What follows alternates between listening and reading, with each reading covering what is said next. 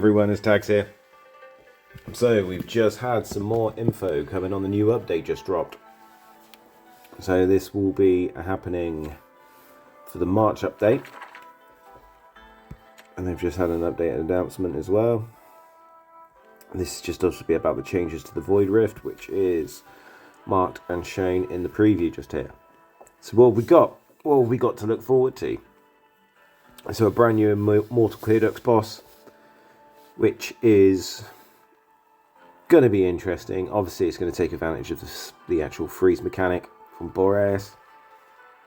I don't know why they're bringing in another now. They've taken away the healer rotation for quite a while, so I don't know if that would be returning, because I'd like to give that another go and see how that changes and how that they build upon that. Obviously, I think what they're going to do is added more now, let us play with a new run, see how people take advantage or make use of certain characters or heroes, take them away for a certain determined period amount of time and then bring them back and change them. So it's always more welcome to have more content, but I think they need to change up the scaling, because they've got the sort of the trial period where it starts and it's before the boss goes in overdrive mode or whatever it is they call it. It's kind of pointless. I wish it just went straight into the hard boss and the damage scales up. When they have the bosses where you need to break their shields over a set period of time, like the Styx boss, kind of a bit pointless, and they need to find another way where it is maybe down to damage rather than the amount of physical hits. I know having physical hits adds in an extra layer of complexity, but I don't think it's really going to be anything that we really want. So what's going on with the background fight? So it's finally coming. I'm kind of hyped about this, because then you can farm a lot of your gear age. You can upgrade gear in the background while you're still farming, especially if you're EXP farming. You can like sell off like champs and free up space as you go along, which is quite handy. And obviously it's saying that you literally in any one fight you can just skip straight to the end of it, which is really handy.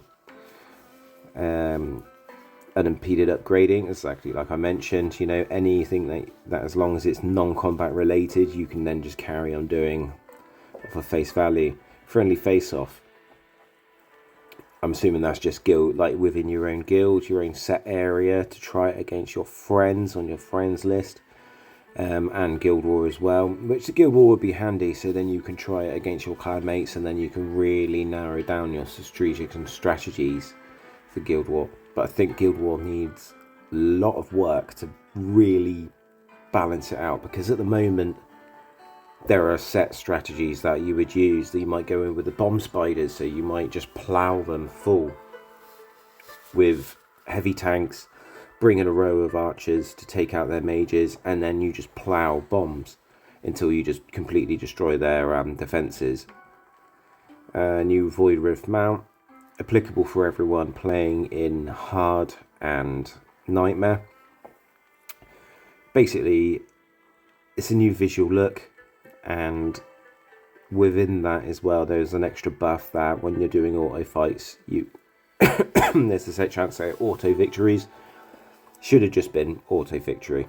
If you've cleared it before on your account, there shouldn't be, allow the whole auto fight to go through. It should just say automatic fight, allow this to be going to earn it in a less quantity of shards than normal would be good as well, because that seems the real point of having this new mount. It's literally just the skip function on there, but nevertheless that looks really cool, so I'm kind of hyped about that.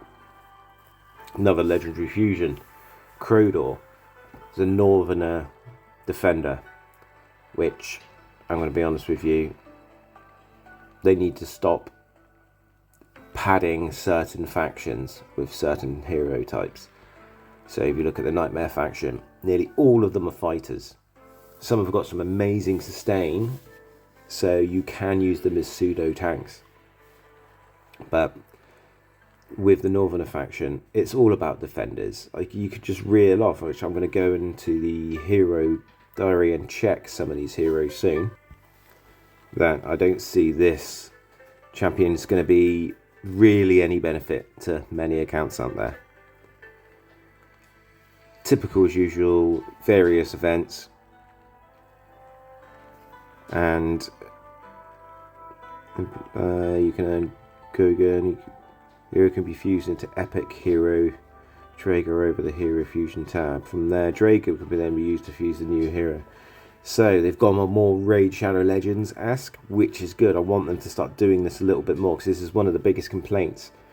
Raid Shadow Legends, if you're not familiar, will have you fusing or earning through summons or through events, usually just through the summons, rare champions. Once you stack and you collect enough of those rare champions, you can then fuse them into the desired epic that's within that chain.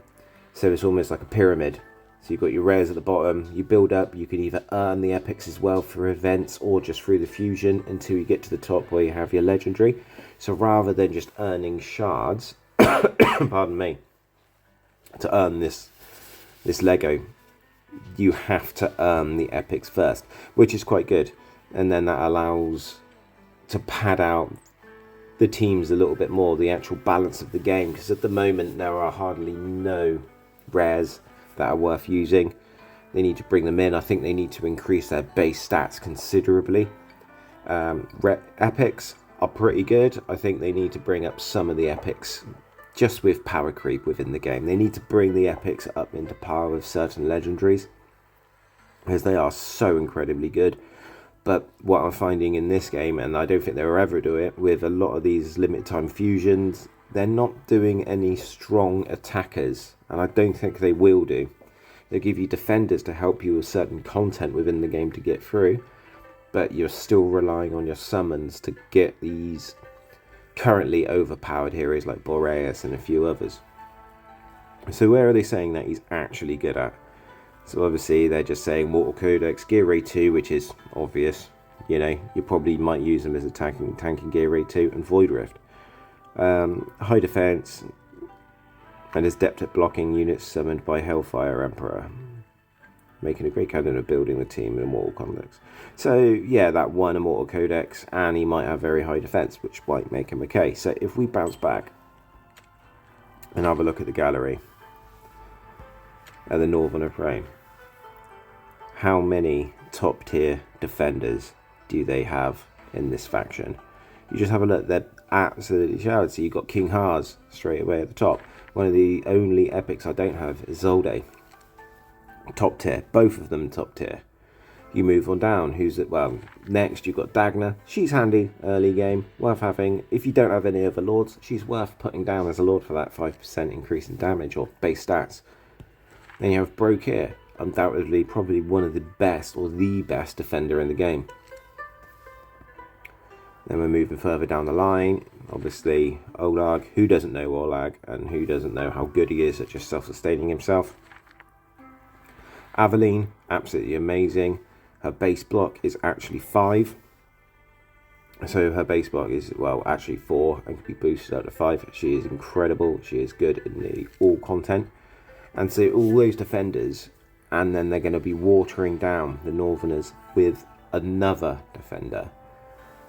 Northerners are lacking in decent fighters and decent mages. Because, yes, you can say, oh, we've got Nocturne over here, really good. You have Falsia, absolutely amazing attacker. You know, if you're very lucky to get Elder, absolutely amazing yet again. Apart from that, you got a couple of decent archers. It's few and far between. Unless you do a lot of summons in this faction, you're not going to get there. The same if you say for oversaturations in certain balances of the team. If you have a look over here at the Nightmare faction, how many attackers are in this faction is absolutely ridiculous. And how many decent mages do they have? They have literally 2 that might be viable. Well, one that is definitely worth using, which is Greed, who is an absolute boss, especially at A5. He's incredible. He's carried me through content at A5. And then you have Novarus, who I think he should do more damage, but to be honest, he hits like a noodle through my experience in testing him and throwing my best kit on him. Just does absolutely nothing. Maybe I'm trying to use him in set content like the Nightmare Faction Wars on the later stages, and he just can't cut it. I think that's going to be the next biggest problem over there with that update. It is promising. A lot of these items that they're changing, especially the background fight, I'm hyped for. I'm hyped for having another fusion.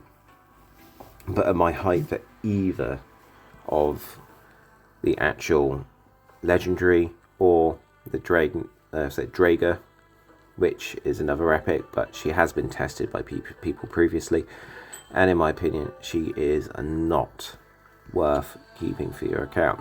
After the summons though, on another note, I will quickly say I was extremely lucky. I got this off camera, so I kind of raged. I carry on building up and I landed myself my Lust, which is currently ungeared because I swapped her over because I'm doing AoE. I'm doing Air Arena at the moment, so I'm using her gear. It's incredible. She's helped boost my guild boss team massively, which I'll show in a video in a moment, and I'll show you her runs with her. And then on top of that, after getting her, I used all my diamonds, absolutely everything, and then I rage pulled my ancients and I pulled Solkadens. I'm a bit irritated by not getting an Arrogance or not having the opportunity of a Silas or Vienna. Vienna I can pass on, I think, with my account that I have, but I think a Silas would have made a massive boost to my account. But I pulled a Solkadens. And with Lust, Solkadens, and playing with my guild boss team, I have boosted my account massively. So if I go into the guild boss at the moment, I can hit reward 4 chest on Nightmare 4 straight away. I couldn't barely scratch 10,000 blood.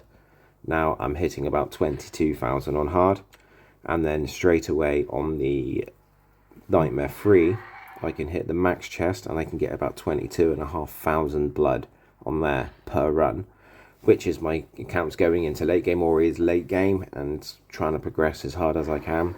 But single-handedly, those two champions with nice having a little play has boosted my account to the 10th degree, and I am massively happy by that. Solkadens does so much damage. Oh, that's a good couple of chests today. I'm happy with that. With Solkadens, I'm just missing more of the same faction, which is unfortunate. I think the only other one I use, and I still use now in my guild boss team and in a previous team, I said I'm short on infernal champions to do anything with them, and I was just trying to find an excuse to get rid of Nocturne in my guild boss team. Now I flipped over, I'm using him in my guild boss team strictly because of Solkadens, and then if I can find an excuse to bring in another infernal champion, I will do straight away, because obviously now he is just going to be the center of my team, and I really want him to get to the highest level I possibly can to make him as strong as I can. And obviously I'm just trying to work on getting his triggers and get him maxed out as soon as possible, but obviously Lust was the priority at the time, and I did use my Awakening Crystal on Lust to get her to Awakening 1. Apparently Sinful Lash, when I've done my tests, is a little bit bugged, but I'm going to go back through that in my next video, and I wish I kind of saved it actually, because I kind of want that vulnerability to physical and magical damage. But that is why at the moment, before I get that, I am still using my Mary, because she does do a 20% physical and magic reduction on her kit, and Solkadens does do a 25, but that's not permanent. That's only when he does his super and his ultimate skill.